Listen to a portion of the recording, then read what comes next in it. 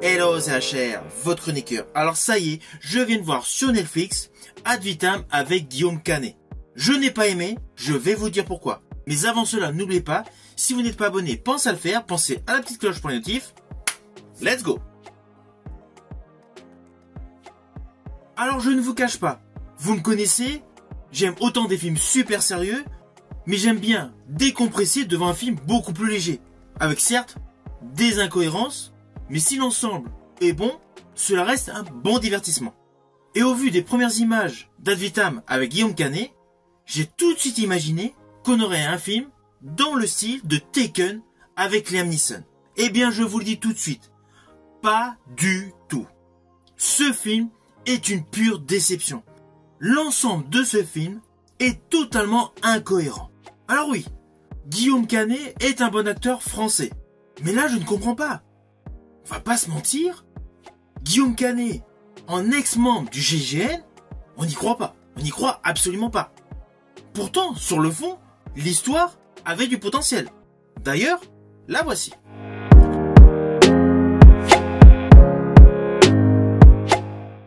On y découvre Guillaume Canet qui interprète l'ex-membre du GIGN, Franck Lazareff, qui est tranquillement avec sa femme, qui est sur le point d'accoucher, agressé par une équipe de paramilitaires. Ces individus kidnappent sa femme et lui demandent un certain écusson. Un écusson avec la trace ADN pouvant dévoiler l'identité d'une personne qui en fait n'était pas un terroriste, mais qui avait été missionné. Oui, il y a un petit côté espionnage, voilà, CIA, etc. dans l'histoire. Ce fond d'histoire avait du potentiel. Mais en fait, le film part en cacahuète tout de suite.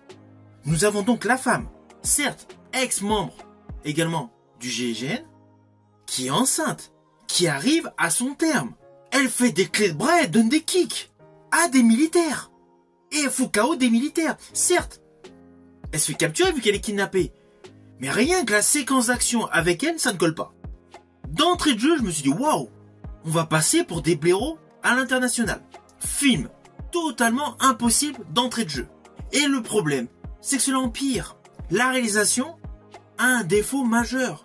Alors oui, nous connaissons le principe d'injecter des flashbacks pour comprendre l'origine story des personnages. Mais là, en fait, nous retournons en arrière pour nous montrer une séquence qui dure 3 quarts d'heure. En fait, on revit le déroulé de l'histoire normale pour d'un seul coup se retrouver au présent. Ce concept, franchement, je l'ai pas du tout apprécié. Surtout la manière dont il est réalisé. Alors, autre chose, le truc qui devient un petit peu barbant dans les films français, c'est qu'on a la visite de Paris. Dès qu'il y a un film qui se déroule à Paris, on revisite tous les monuments de Paris. De ce fait, on se dit, bon, le réalisateur, il a peut-être récupéré des images par drone sur d'autres films. Là, le côté innovation, il n'y en a pas. Mais alors, dans les grosses scènes d'action qui ne collent absolument pas, je pense essentiellement à celle où le personnage interprété par Guillaume Canet pilote une sorte d'ULM. Mais cette scène, elle est totalement ubuesque. C'est du grand n'importe quoi. On le voit donc décoller au milieu de la clairière avec l'armée de flics qui est derrière lui. Mais c'est du n'importe quoi. Vraiment du n'importe quoi. Et le problème, c'est que dans ce film, toute la partie action movie est à l'emporte-pièce. Alors qu'on ne me dise pas qu'en France, avec les moyens français, on n'est pas capable de réaliser un bon film d'action. L'année dernière, 2024, il y a un film d'action, certes, qui avait des défauts, mais qui avait du potentiel et surtout de belles scènes d'action qui étaient surtout cohérentes. Elles étaient dans le film Elias. Ce film était un bon action movie français. Mais là, on va pas se mentir, Ad Vitam est une grosse déception. Alors perso, je me pose des questions sur l'avenir cinématographique de Guillaume Canet. Pourtant, sur le fond, c'est un acteur de talent. Mais là, on va pas se mentir, entre son Astérix scabreux, il revient sur le devant de la scène avec un Ad Vitam où il n'est absolument pas crédible. Et où surtout l'histoire ne colle pas. Vous comprenez naturellement que c'est un film extrêmement décevant. Alors au final, naturellement, ce n'est pas du tout un film que je vous invite à découvrir sur Netflix.